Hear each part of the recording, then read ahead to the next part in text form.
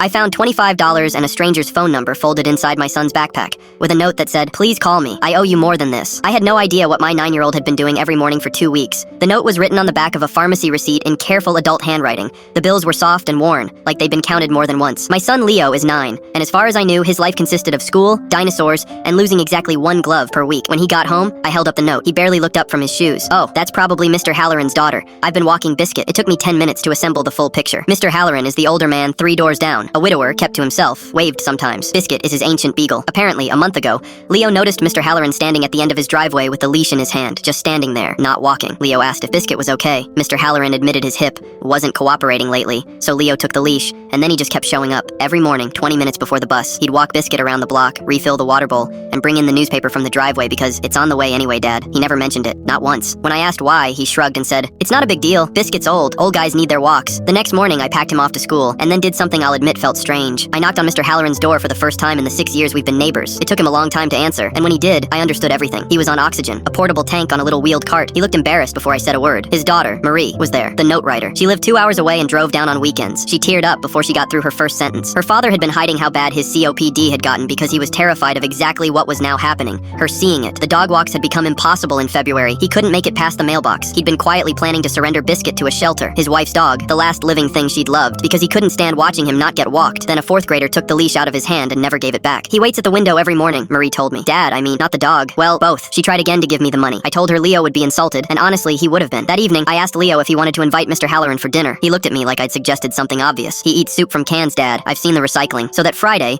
Mr. Halloran came over, oxygen tank and all, with Biscuit on a leash held mostly for decoration. He was quiet through the first half of dinner. Then Leo asked him what Biscuit was like as a puppy, and this man came alive. He talked for an hour about the dog, about his late wife choosing Biscuit at the shelter over 16 better-looking dogs, about teaching high school shop for 30 years. Leo hung on every word. It occurred to me that it had probably been months since anyone asked this man a question and waited for the whole answer. It became a standing thing. Friday dinners. Leo walks Biscuit every morning still, and now Mr. Halloran sits on the porch with coffee to supervise, which is his word for having someone to talk to at 7 a.m. Here's the part I didn't see coming. Marie mentioned during one of those dinners that her biggest fear was her dad being alone all week between her visits. I mentioned it at work, where my coworker's wife runs a program that coordinates neighborhood check-ins for elderly residents.